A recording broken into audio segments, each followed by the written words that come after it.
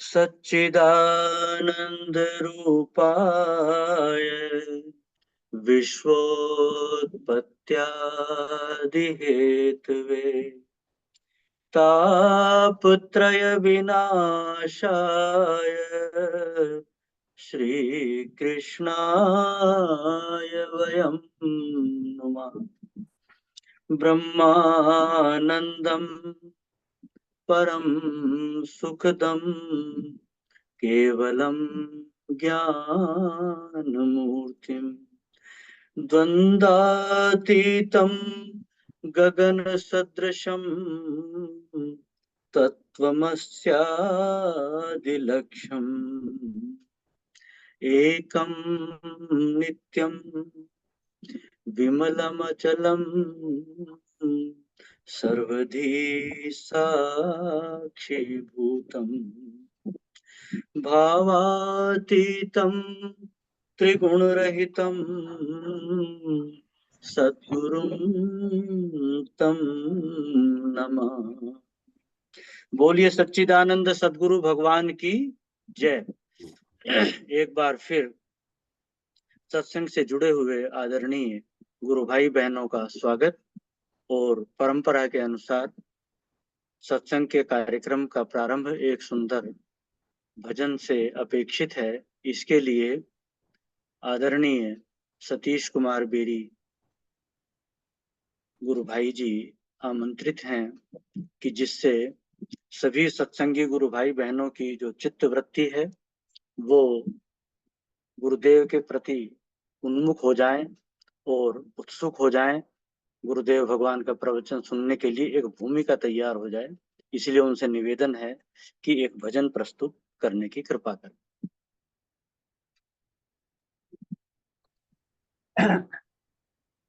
प्रातः स्मरणीय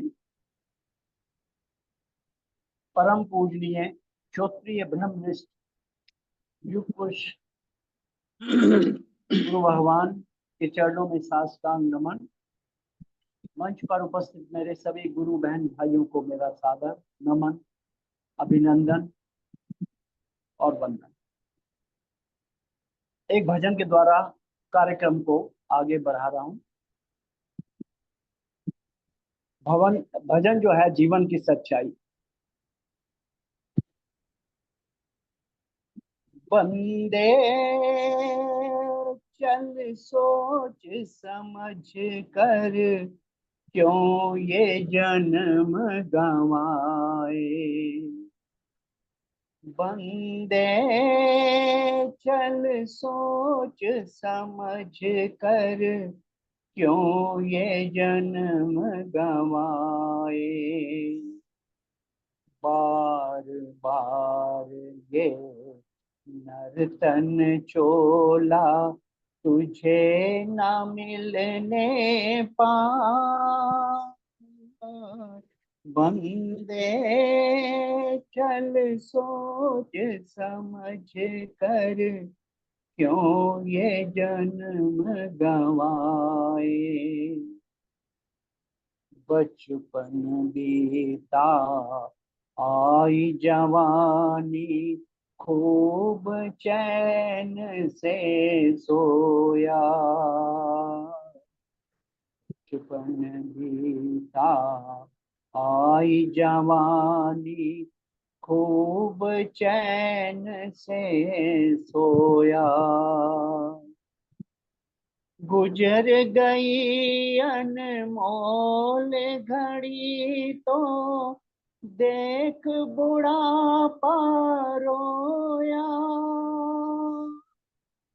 जिस यौवन पे नाज तुझे वो मिट्टी में मिल जाए। बंदे चल सोच समझ कर क्यों ये जन्म गंवाए। झूठ कपट से जोड़ा तूने अपना माल खजाना। कपट से जोड़ा तूने अपना माल खजाना। काम क्रोध मद लोभ में फंस कर प्रभु को ना पहचाना। मुट्ठी बांध के आया जगत में हाथ पसारे जाए। बंदे चल सोच समझ कर क्यों ये जन्म गवाए। ये दुनिया है बाबा मुसाफिर, छोड़ इसे है जाना। ये दुनिया है बाबा मुसाफिर, छोड़ इसे है जाना। कोई किसी का नहीं है जग में, ये तन है बेगाना। उड़ जाए पिंजरे का पंछी पर पिंजरा साथ न जाए। बंदे चल सोच समझ कर क्यों ये जन्म गवाए। बार बार ये नर तन चोला तुझे न मिलने पाए। बंदे चल सोच समझ कर क्यों ये जन्म गवाए। बंदे चल सोच समझ कर। जय गुरुदेव। जय गुरुदेव भाई साहब, जय जय गुरुदेव। गुरु। बहुत बहुत आभार, धन्यवाद आपका। आपने बड़ा सुंदर भजन जो संसार से वैराग्य की भावना को जगाता है, और वैराग्य जो है वो एक उत्तम गुण है। भगवान के, गुरुदेव भगवान के बताए मार्ग पर चलने के लिए विवेक, वैराग्य, तितिक्षा आदि षट संपत्तियां अर्जित करनी होती हैं, उनमें से एक वैराग्य भी है। तो ये उस उद्देश्य की ओर प्रेरित करता हुआ भजन, इसके लिए आपका बहुत बहुत आभार है। आपने बहुत मधुर कंठ से भजन प्रस्तुत किया, एक बार फिर धन्यवाद। और अब वरिष्ठ गुरु भाई श्री कुलदीप राय शर्मा जी से निवेदन है कि गुरुदेव भगवान का आज के सत्संग का प्रवचन सुनवाने की कृपा करेंगे। हाँ जी, आज हम सदगुरु भगवान की अमृतमयी वाणी में श्रवण करने जा रहे हैं चित्रकूट प्रवचन 7 भाग 1।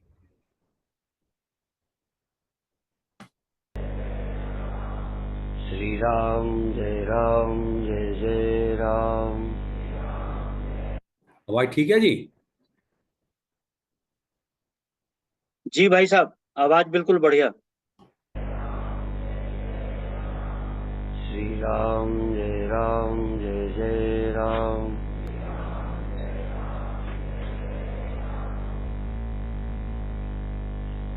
वैसे मैं सभी को कहा करता हूँ कि जब भी कोई कुछ कहे या पूछे तो कहने वाले को बहुत ध्यान से या पूछने वाले को ध्यान से सुनना चाहिए।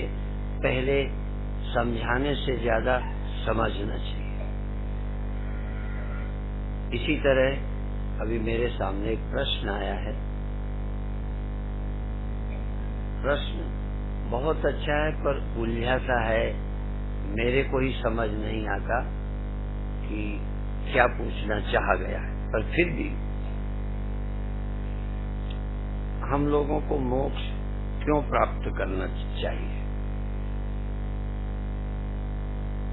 क्या सिर्फ जन्म और मृत्यु के बंधनों से छुटकारा पाने के लिए, या जीवन के सुख और दुख या सभी प्रकार के अनुभवों से हटकर सिर्फ ब्रह्म की उपस्थिति में रहने के लिए, जिसमें सिर्फ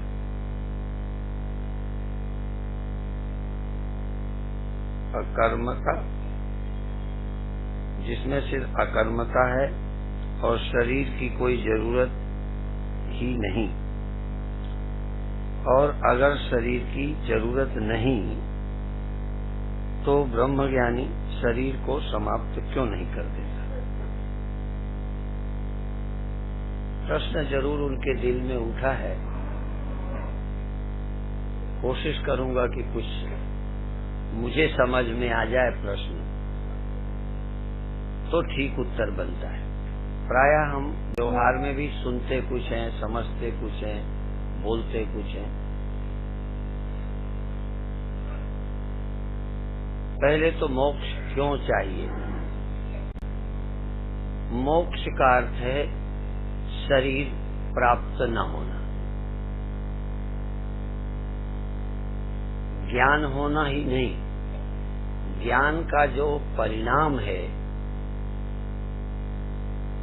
जो बार बार हमें शरीर प्राप्त होता है, फिर छूटता है, फिर प्राप्त होता है, भले तुम्हें ये पता भी नहीं है, पर ये जो बार बार प्राप्त होता है और फिर छूटता है, इस दुख से छूटने के लिए शरीर प्राप्त होना अच्छा भी लगता है, पर शरीर प्राप्त होने से ही लोग दुखी हैं। हमारे पास जो भी आते हैं, यदि गरीब आए तो दुखी तो हैं, बीमार आए तो दुखी तो हैं। क्यों दुखी है? और इसमें से भी आधे से ज्यादा किसी का लड़का ठीक नहीं है, किसी की लड़की ठीक नहीं है, किसी का काम नहीं चलता, किसी का पति बुरा निकल गया है। तो संसार में कोई पूरा चैन में है? किसी तरह का कोई दुख चिंता नहीं है। और शरीर होगा तो औरों को छोड़ो, ज्ञानी के सामने तक समस्या आएगी। कभी आप देखोगे ज्ञानियों को भी तनाव में, गुस्सा में, नाराज होते। क्यों? चाहे तुम्हारे भले के लिए ही सही। क्यों?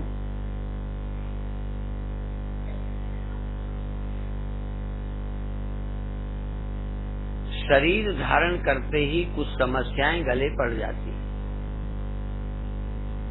तो ज्ञान से आज सब कुछ समाप्त हो जाएगा, ये अर्थ नहीं है। ज्ञान से, ज्ञान दृष्टि से शरीर के अस्तित्व की झूठाई, शरीर के प्राप्त होने का हेतु वो स्पष्ट हो जाएगा, तो फिर शरीर प्राप्त नहीं होगा। और शरीर छोड़ने की ब्रह्मज्ञानी को जरूरत नहीं है, जबकि वो शरीर से ही मुक्त होना चाहता है। पर वो शरीर की प्राप्त की प्रक्रिया से मुक्त होना चाह रहा है। शरीर तो अपने आप छूट जाएगा, वो तो मूर्ख का भी छूट जाएगा, ब्रह्मज्ञानी का भी छूट जाएगा, पर अज्ञानी का शरीर छूटकर फिर शरीर मिल जाएगा, ज्ञानी को फिर शरीर नहीं मिलेगा। इतना केवल फर्क है। इसलिए ज्ञानी को शरीर छोड़ने से प्रयोजन बाद में नहीं रहता, ज्ञान के बाद। जैसे घड़े बनाने वाला चाक को खुद घुमाता है, फिर घुमाता है, फिर धीमा हो जाए तो फिर घुमाता है।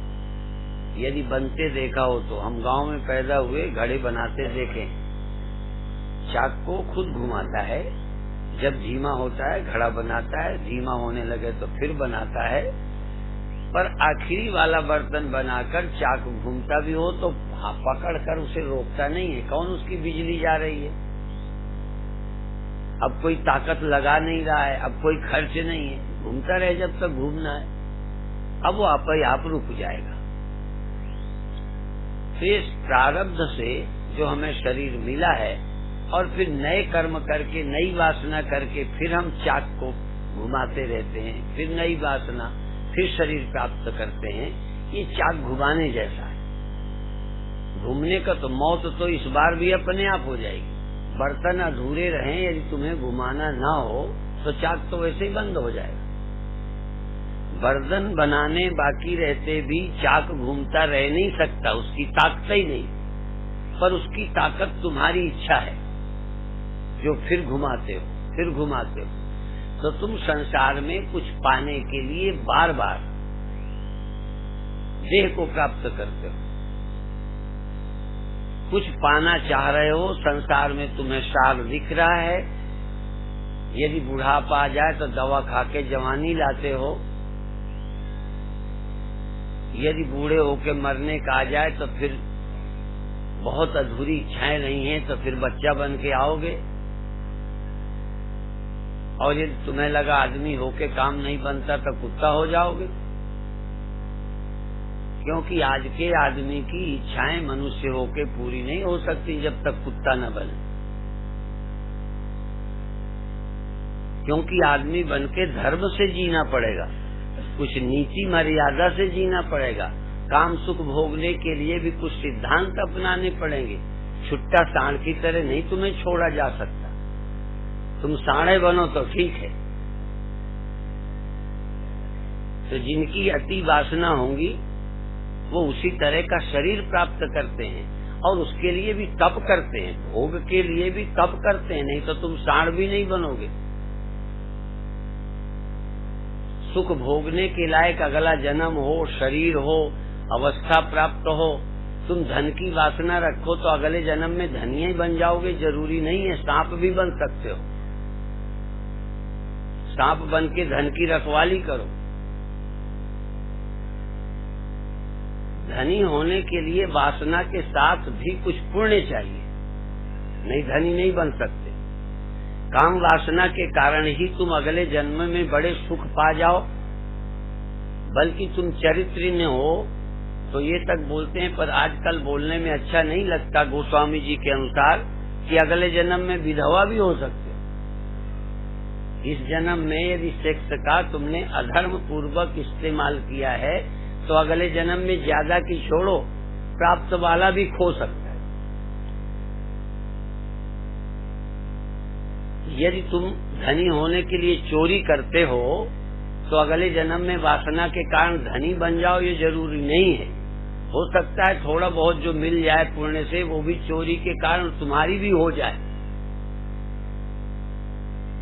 ये कर्म का रहस्य बड़ा पेचीदा है। वासना और कर्म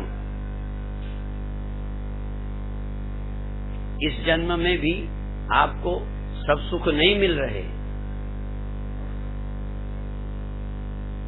और मिल भी जाएं तो दूसरा खतरा है असमर्थता का, बुढ़ापे का, वियोग का, अच्छे लोगों के न मिलने का। सुख मिल जाए तो फिर तब भी मान लो अच्छा देह ही मिल गया तो देह तो जाएगा। तो जिनको अच्छा देह मिला, स्वस्थ देह मिला, पुण्य से परिवार अच्छा मिला, धन अच्छा मिला, तो जाने के लिए सुखी रहेंगे, तो दुख होगा। तो शरीर धारण करने के साथ ही दुख जुड़ जाता है। तो ज्ञानी ये चाहता है कि जन्म मरण न हो, ये जन्म मरण की प्रक्रिया समाप्त हो, इसके लिए वो मोक्ष चाहता है। केवल इस समय सुखी हो जाऊं, इस समय भर के लिए तो बहुत उपाय है।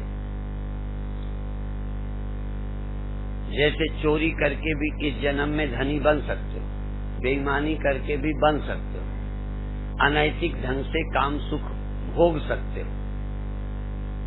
इसी तरह से मान छलदम्ब से चुनाव जीत सकते हो, लेकिन अनैतिकता से पाए हुए सुख इस जन्म में तो छिनेंगे, अगले जन्म में भी तरसोगे।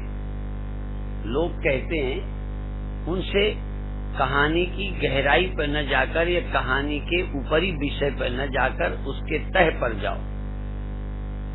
जैसे लोग कहते हैं भूत मिनमिनाते फिरते रहते हैं, प्यासे फिरते रहते हैं, कहते हैं मुझे मालूम नहीं है, मुझे मिले भी नहीं है। लेकिन कहानियों का तथ्य कि हो सकता है जिन चीजों को चाहते हो उनके लिए मरने के बाद भी तड़पो और ना मिले। केवल वासना से नहीं मिलती, वासना के साथ साथ तप हो।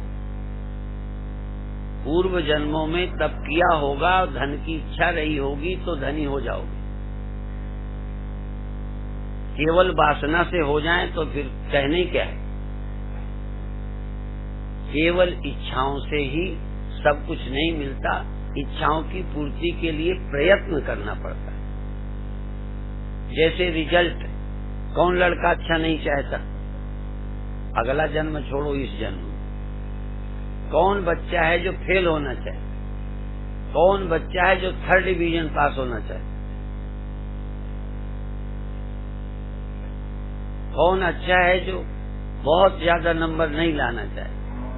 हाँ जी, मुफ्त मिलते हो बिना मेहनत के फ्री फंड में, तो कौन ऐसा नालायक है जो नंबर नहीं चाहता। पर बिना मेहनत के अच्छे नंबर तो नहीं आते, वो तो मेहनत से आते हैं, केवल इच्छा से नहीं आते। इसलिए किसी मार्ग में इच्छा और उपाय और प्रयत्न, भजन में भी भगवान मिल जाए, मुक्ति मिल जाए, शांति मिल जाए। आप तो नहीं चाहते शांति मिल जाए, हैं? फिर मिल जाती है ना। इच्छा के साथ साथ उपाय क्या है, क्या करना पड़ेगा। तो अगला जन्म भी अच्छा मिल जाए, अच्छी बात है। पर अच्छा मिलना केवल चाहने से होगा। यदि केवल चाहने से होता तो पहले जन्म में किसने अच्छा जन्म नहीं चाहा होगा, किसने अच्छे सुख नहीं चाहे होंगे। सुख ही को तरसते तरसते मरे, इस जन्म में फिर दुखी। तो पहली बात तो मोक्ष का अर्थ है जन्म मरण से छुटकारा, आवागमन से छुटकारा। देह में आना, देह छोड़ना या देह मरना और मरना। पुनरपि जननम पुनरपि मरणम पुनरपि जननी जठरे शयनम। उसके लिए यदि कुछ मौज मस्ती छोड़नी पड़े तो छोड़े, नहीं मोक्ष भी चाहने भर से, हाँ चाहने मात्र से नहीं मिलता। उसके लिए कुछ तप, कुछ त्याग, कुछ साधना, वासनाओं का क्षय, तत्व का ज्ञान। इसलिए तत्व ज्ञान, मनोनाश, वासना क्षय। और वासना क्षय के लिए बहुत तरीके हैं। पाप से छूटने के लिए, भोग वासनाओं को हटाने के लिए भगवत चिंतन करना, सब में भगवान देखना, निर्भय होना, ये अंतःकरण की शुद्धि और तत्व का विचार करना, तत्व विचार पूर्वक वासनाओं का क्षय। धर्म से वासनाओं का नियंत्रण होता है। धर्म से वासनाओं पर, इच्छाओं पर नियंत्रण होता है, भोग लिप्सा संतुलित होती है। परंतु वासनाओं की जड़ काटने के लिए, इच्छा और जन्म के जड़ काटने के लिए तत्व विचार आवश्यक है। तत्व विचार पूर्वक जब हम वासनाओं से रहित होते हैं, नहीं तो कल हमने कहा था जब किसी लायक नहीं रहोगे, मुर्दे हो जाओगे, तो तुम्हें भी ऐसे ही लगेगा, वैराग्य लगेगा। पर दोबारा यदि इंजेक्शन दे दें, जवानी आ जाए तो फिर वही करो।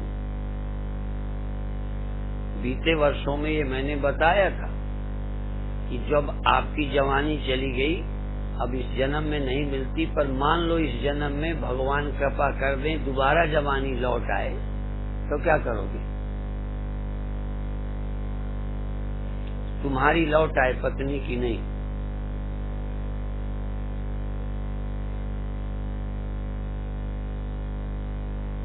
तो करोगे क्या?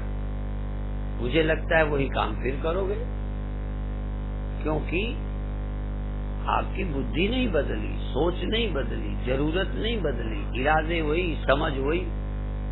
यदि अगला जन्म भी मिल जाएगा तो क्या करने वाले हो? अगले जन्म में ब्रह्म जिज्ञासा हो जाएगी क्या?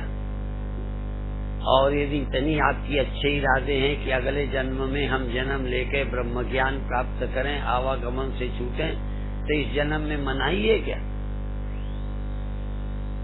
जितनी आयु बची है, यदि इतना नेक इरादा है आपका कि अगले जन्म में हम मुक्ति प्राप्त करेंगे, तो भगवान इस जन्म में कुछ उम्र तो बची है। परीक्षित की 7 दिन बची थी, तुम्हारी ज्यादा ही है अभी। अगले जन्म की क्यों सोचते हो? ये बहानेबाजी है। अगले जन्म का नाम लेके तुम अभी इस जन्म में छुट्टा चढ़ना चाह रहे हो। नहीं इरादा है, नाम अगले जन्म का लेते हो। यदि अगले जन्म का होता तो इस समय जितनी बच गई है उतनी उस रास्ते पे लगती, काम नहीं पूरा होता तो अगला जन्म मिल जाएगा, तुम्हें अवसर मिलेगा। इसलिए उसको युगारूढ़, योग भ्रष्टो भी आए थे।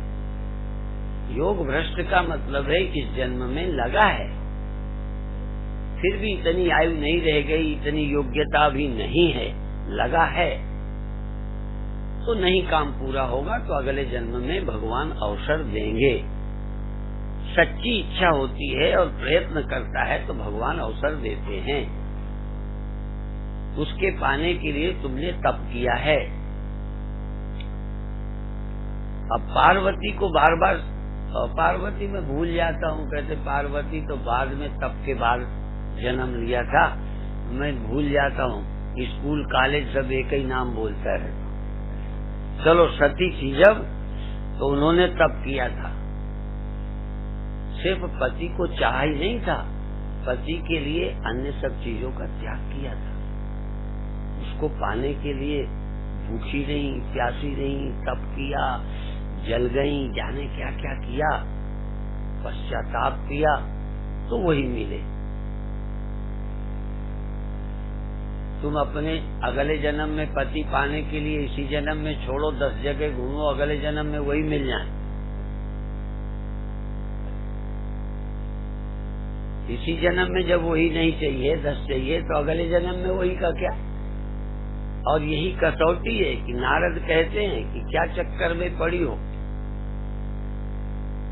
उसकी इरादे देखो, विष्णु दिखाए, उनकी महिमा गाई और शिव जी का वर्णन किया, भस्मी लगाए, शमशान में रहने वाले।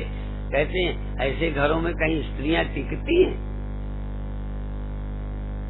कहाँ रहोगी तुम?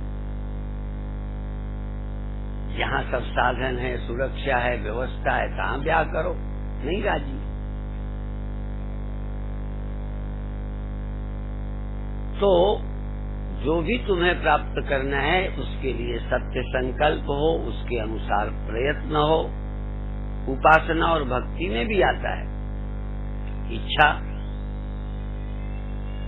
उसके साधन और उसके लिए प्रयत्न, लगन, हठ। जो भी तुम्हें प्राप्त करना, तुम्हें से हठ। दुर्व्यसन छोड़ना है तो इरादा, उसके लिए थोड़ा हठ,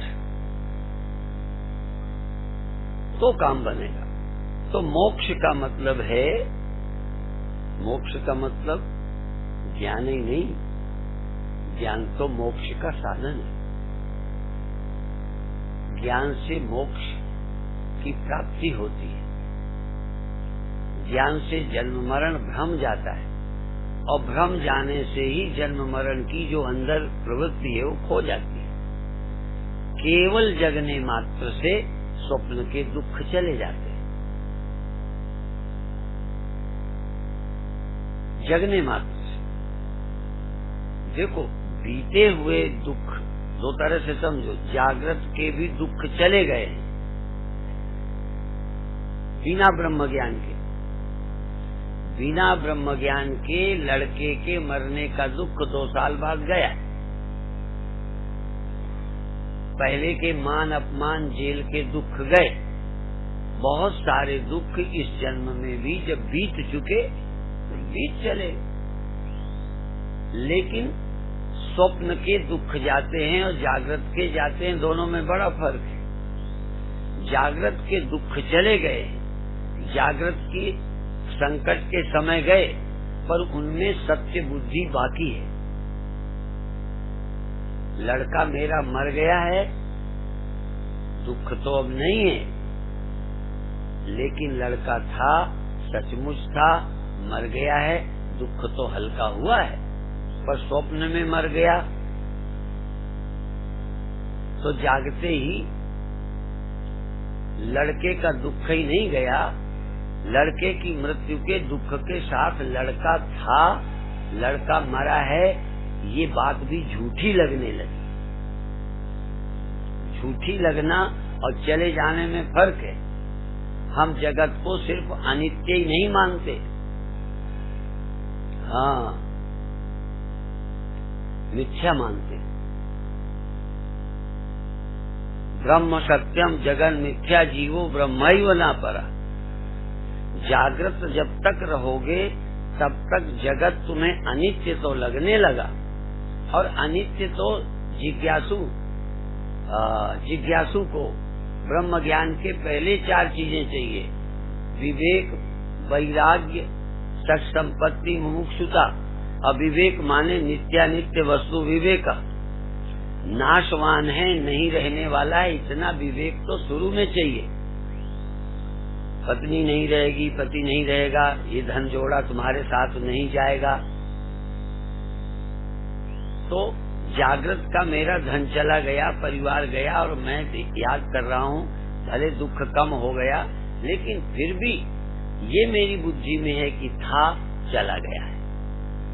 स्वप्न से जब जागता हूँ तो मेरा लड़का था, मर गया है, मेरी पत्नी चली गई है, और वो मेरा दुश्मन है, ये जागने पर भ्रम लगता है। मेरे ख्याल थे।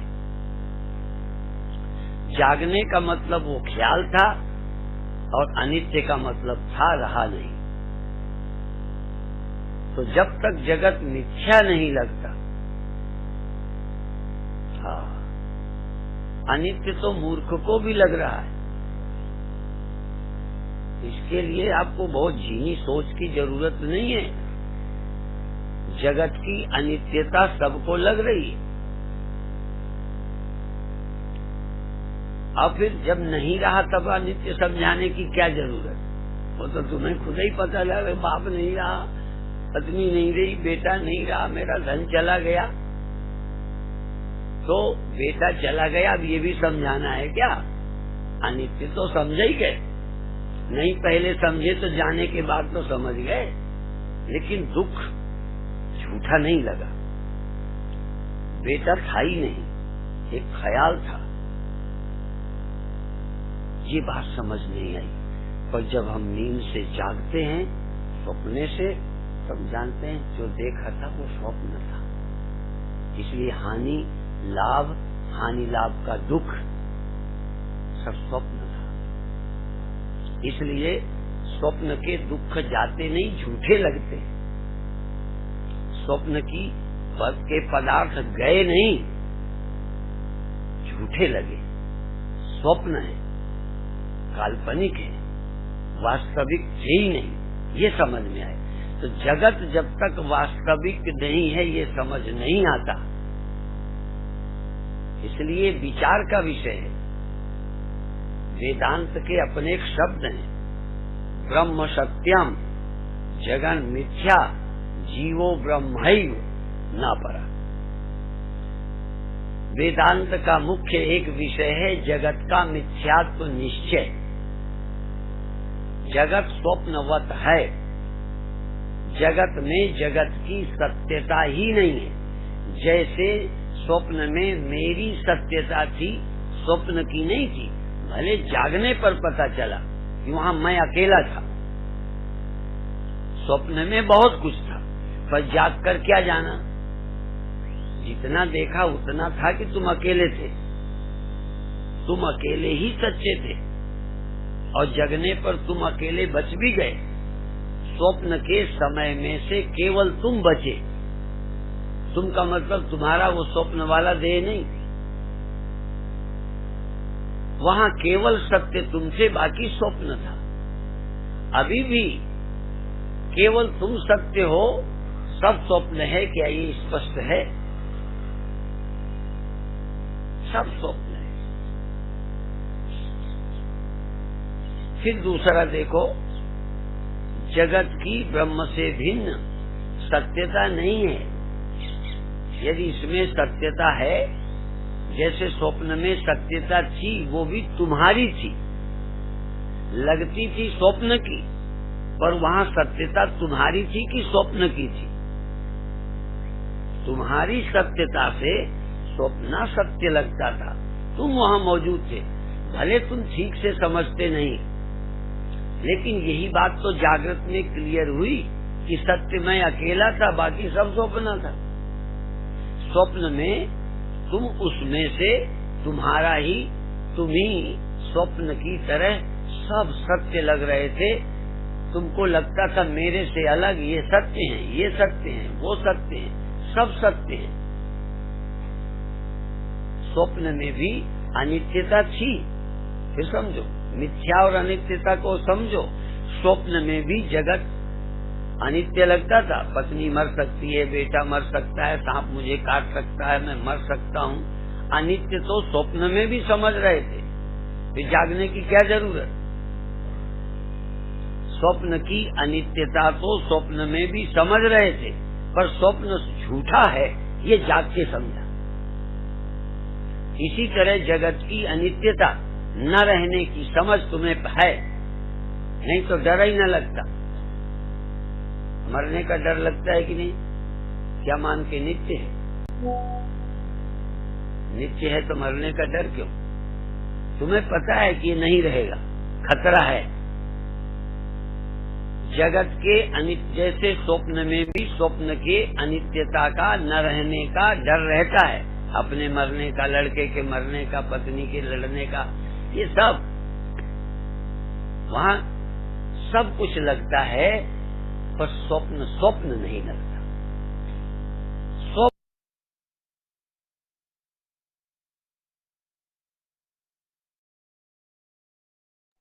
जय गुरुदेव।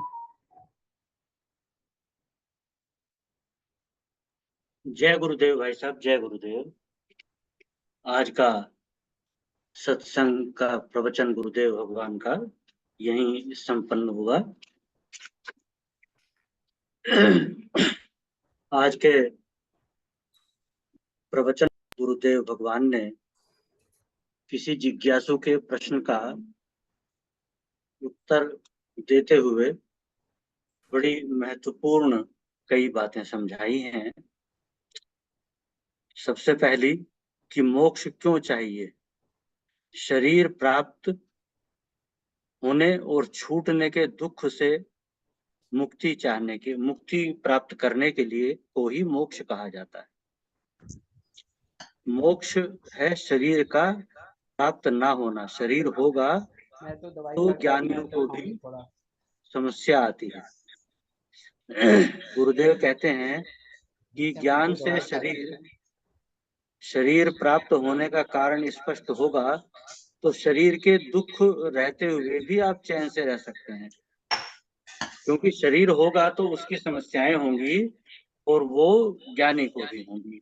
इसका ये उत्तर दिया गुरुदेव भगवान ने कि ज्ञानी में और अज्ञानी में ये अंतर है कि शरीर के दुख रहते हुए भी, क्योंकि वो शरीर को प्राप्त करने के मूल कारण को जान जाते हैं ज्ञानी, इसलिए वो उसके दुख से मुक्त रहते हैं। वो बहुत गीला है, इसको इस पे डालो ऐसे करके।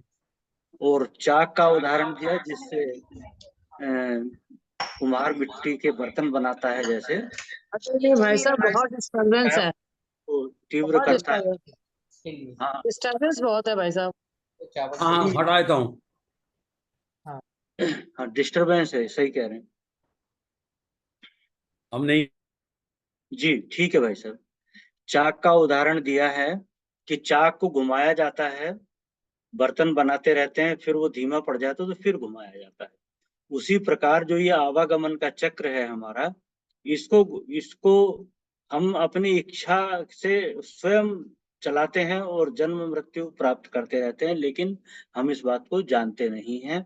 हम समझते हैं कि हम परवश हैं, परवश नहीं हैं, हम ही अपने जन्म मृत्यु का कारण हैं। यदि हम उस ज्ञान को गुरुदेव से प्राप्त करके उसका साक्षात्कार कर लेते हैं, कर्म के रहस्य को, जन्म के रहस्य को, तो उससे मुक्ति पाई जा सकती है। उसी को मोक्ष कहा जाता है। और आज के प्रवचन पर विस्तृत व्याख्या के लिए अब मैं आमंत्रित करना चाहूंगा आदरणीय गुरु बहन श्रीमती जया कुकरेजा जी को। जया कुकरेजा जी अब अभिव्यक्ति प्रस्तुत करेंगी आज के प्रवचन पर। जय गुरुदेव। जय गुरुदेव बहन। जय गुरु जय गुरुदेव। गुरुदेव के चरणों में शाश्वत नमन और मंच पे उपस्थित सारे गुरु भाई बहनों को मेरा सादर नमन। गुरुदेव नमः।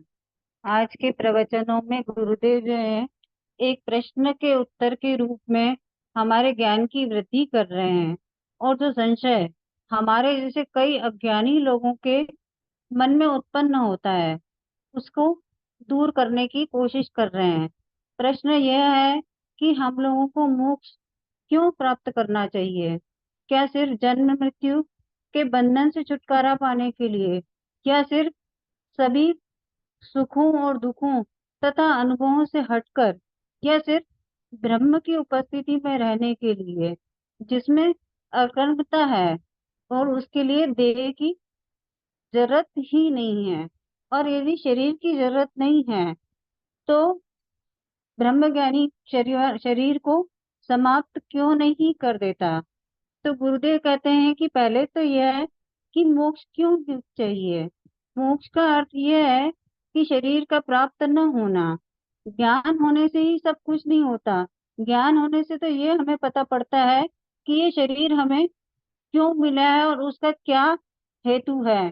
तो यह पता होने से ही हमें पता पड़ता है कि हमें इस शरीर को पाने से हमें क्या चाहिए, क्योंकि यह मानव तन जो है वह 84 योनियों के बाद हमें प्राप्त होता है, और यह जो ज्ञान जो है वो सिर्फ इसी योनि में हम प्राप्त कर सकते हैं।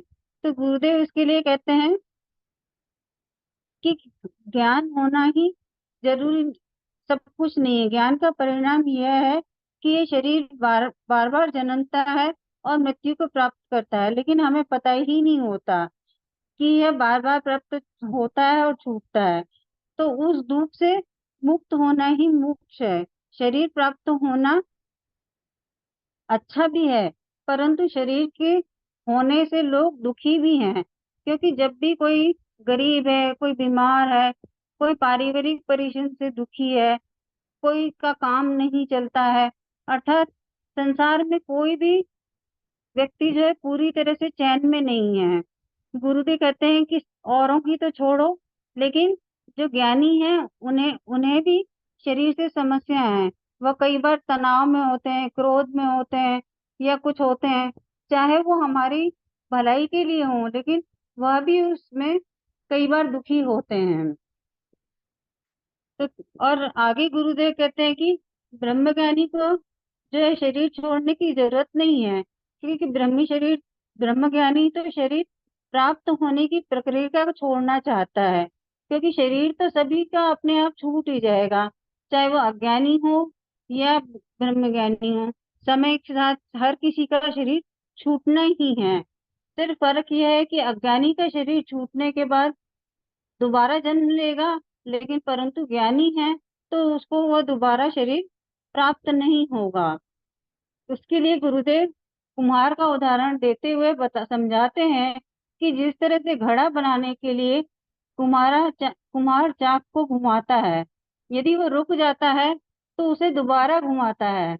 उसी तरह से जिस तरह से चाक को घुमाते हैं, उसी तरह से हमारे प्रारब्ध से जो हमें शरीर मिला है उसे हम वासना से, इच्छाओं से फिर से प्राप्त करते हैं। जिस तरह से बर्तन बनाने के लिए चाक को घुमाना पड़ता है, उसी से दोबारा शरीर भी प्राप्त करने के लिए हमारी इच्छाएं उत्पन्न होती हैं। वो उसी तरह से है जिस तरह से कि बार बार चाक को घुमाना है। तो गुरुदेव कहते हैं कि जरूरी नहीं है कि तुम्हें जो जन्म मिले वह मनुष्य का ही हो।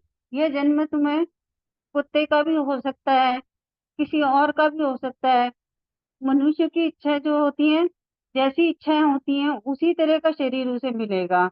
उसे पूरा करने के लिए वह तब भी करता है, और सुख प्राप्त करने के लिए अगला जन्म मिले, वैसा शरीर मिले, धन मिले, ऐसा चाहते हैं।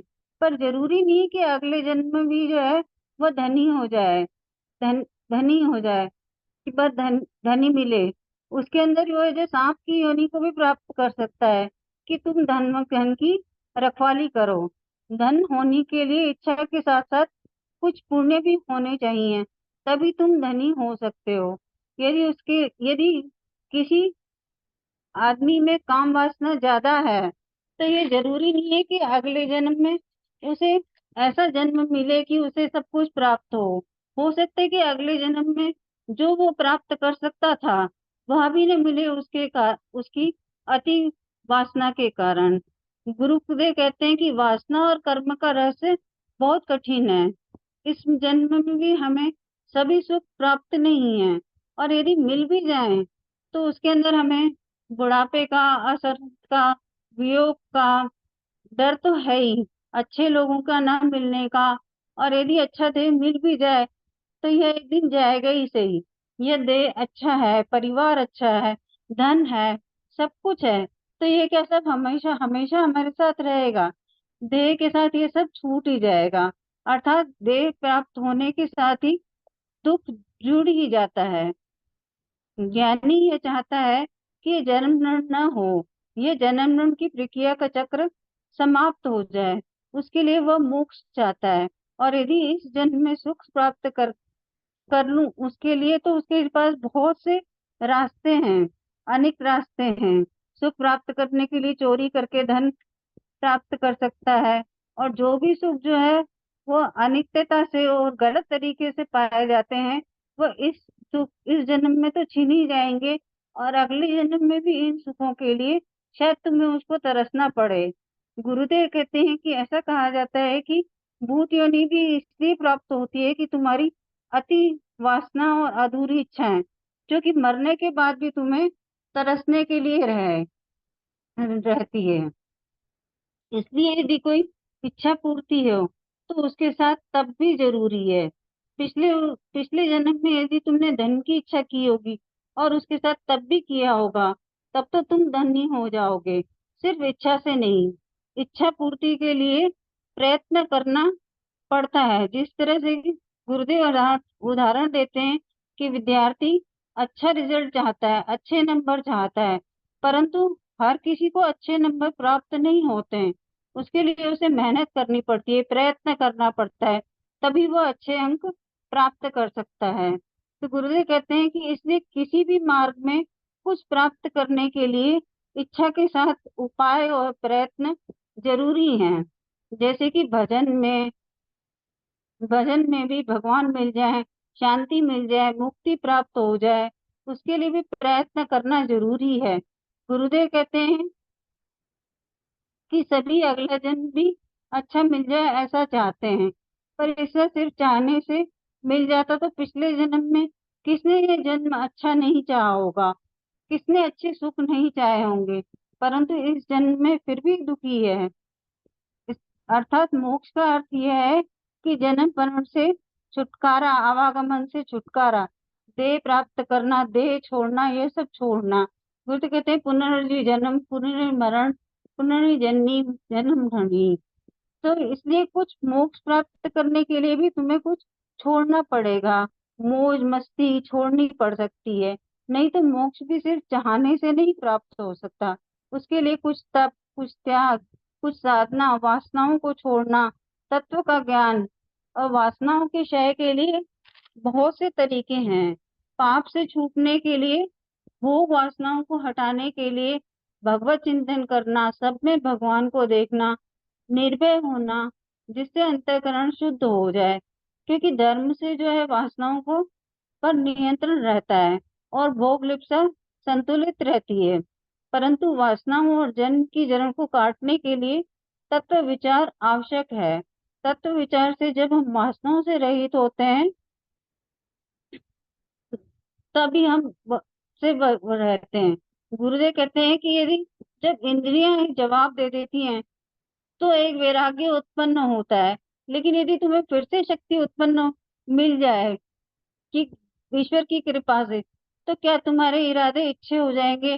तुम फिर वही कहोगे, वही चाहोगे कि जो तुम्हें अब तक करते रहे हो।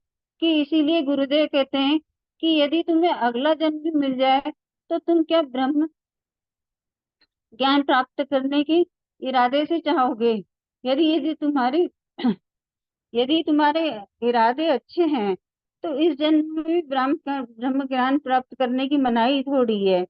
क्योंकि इसी जन्म में जो है, इस मनुष्य जन्म में ही यह आदमी प्राप्त कर सकता है, तो इस ज्ञान को प्राप्त कर सकता है। गुरुदेव कहते हैं कि अभी तुम्हारी आयु तो है, बची हुई है।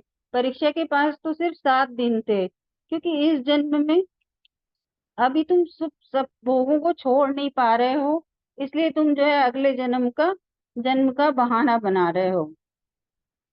यदि तुम इस रास्ते पर चलते हो और लक्ष्य को प्राप्त नहीं कर पा रहे हो तो उसके लिए ईश्वर अगला जन्म देगा। उसे प्राप्त करने के लिए योग भ्रष्ट है, इसका मतलब इस जन्म में लगा है लेकिन इतनी आयु और योग्यता नहीं है कि वह उस लक्ष्य को प्राप्त कर सके, तो उसके लिए उसके फिर अवसर मिलेगा।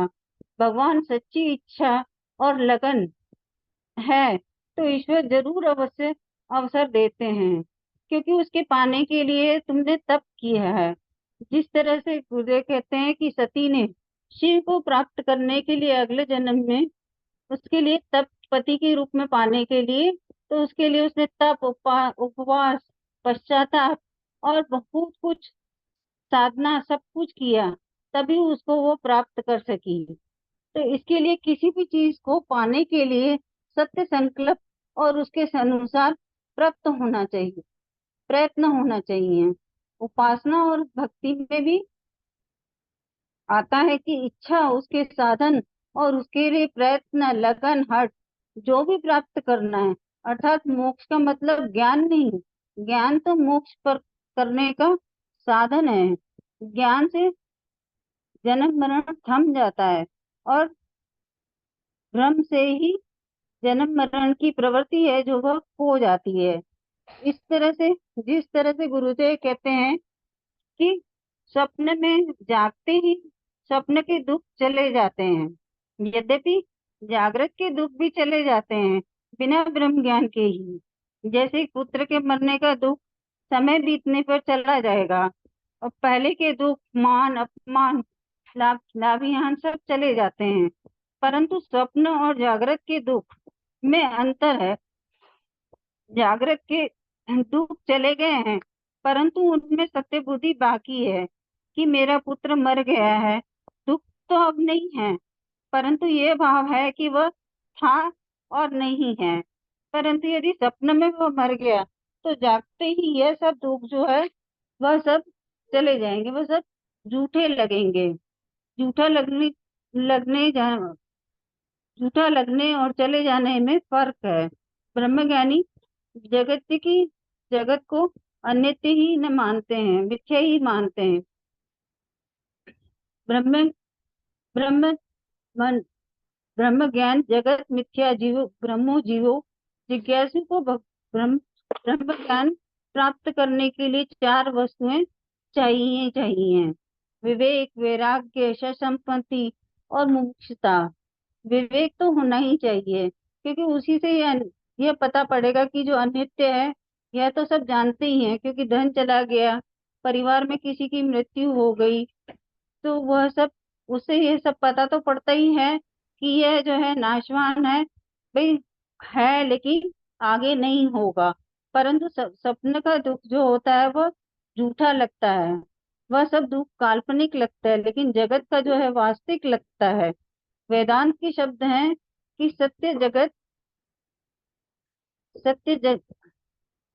ब्रह्म सत्य, जगत मिथ्या, जीव ब्रह्म। वेदांत का एक ही मुख्य वेदांत का विचार मुख्य है कि ब्रह्म ही सत्य है और ये जगत में मिथ्या और स्वप्नवत है।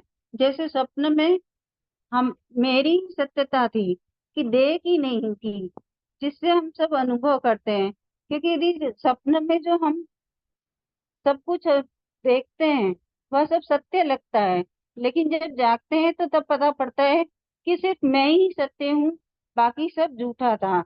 इसी तरह से ब्रह्म के लिए जो ये संसार है वह अनित्य होते हुए भी मिथ्या और स्वप्नवत है।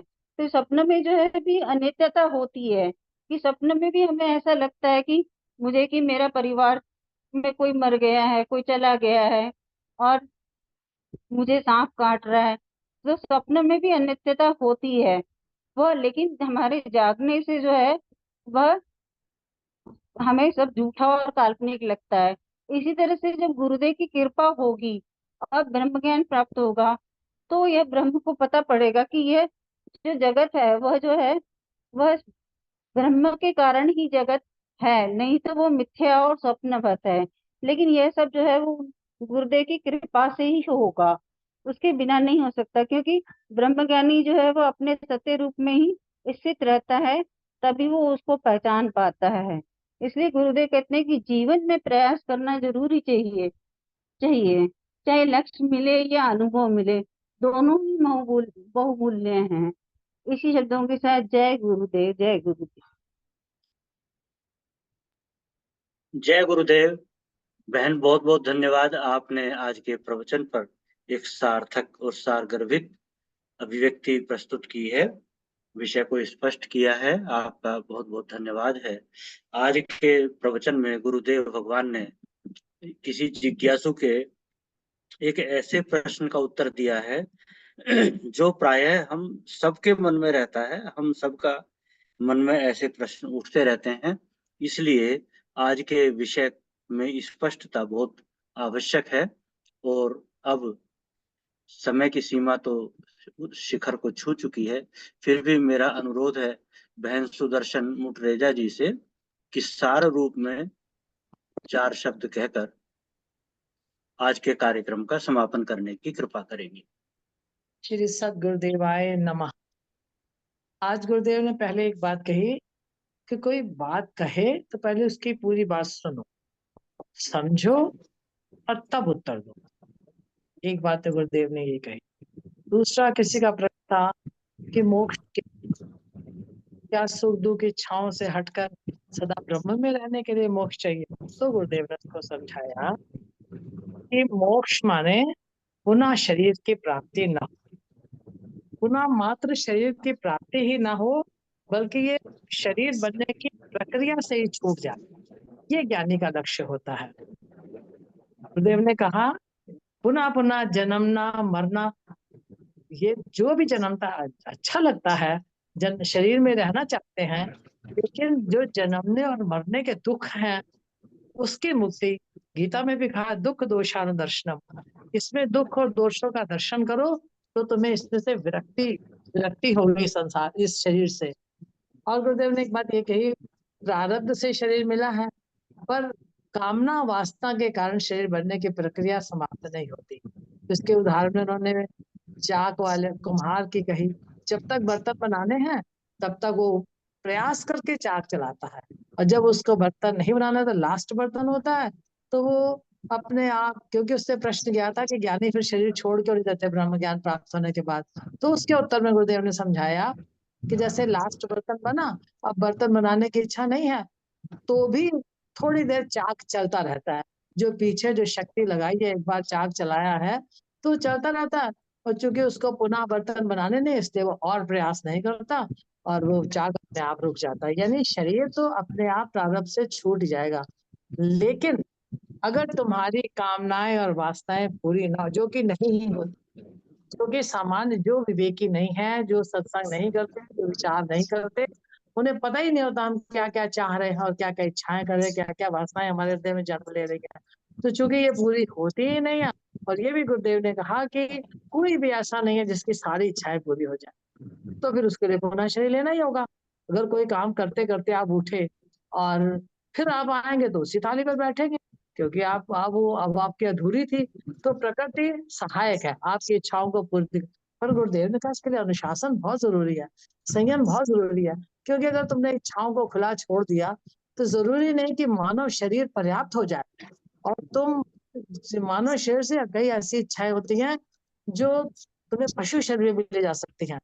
इसलिए बहुत जरूरी है संयम, साधना, और ये विचार करना कि ये शरीर क्यों मिला है, खाली इच्छाओं। इसलिए ज्ञानी पुरुष जो होते हैं वो इस पर विचार करते हैं और तप करते हैं, त्याग करते हैं, साधनाएं करती हैं, तो अपने ऊपर संयम रखते हैं ताकि शरीर को प्राप्त होने की प्रक्रिया समाप्त हो जाए, उन्हें अब शरीर नहीं चाहिए। क्योंकि उन्हें ये, और उनको ये भी अच्छी तरह बताया कि संसार जो है उस एक बात गुरुदेव ने और समझाई, वो ये कि स्वप्न स्वप्न होता है, स्वप्न से जागने मात्र से स्वप्न समाप्त हो जाता है। जो जो शरीर पाकर हमने स्वप्न देखा था वो शरीर भी चला जाता है और वो संसार भी चला जाता है। और एक बात और, संसार तो चला जाता है और बचता हूँ केवल मैं, ये इसका अनुभव सबको होता है। और दूसरी बात कि उसका मिथ्यात्व वो नहीं था, ये बुद्धि भी स्वतः प्राप्त हो जाती है। और जागृत, और एक बात गुरुदेव ने और कही कि ज्ञान, मोक्ष का मतलब, ज्ञानी महापुरुष, मोक्ष का मतलब केवल ज्ञान प्राप्त करना नहीं है। ज्ञान प्राप्त हो जाने पर भी ये समझ आ गई कि ये जो जगत है, इसी तरह जगत स्वप्न है। जैसे स्वप्न का उदाहरण दिया गुरुदेव ने, साथ में जागृत का बताया कि ये जो जागृत है ये भी स्वप्न है, लेकिन इसमें मिथ्यात्व निश्चय नहीं होता।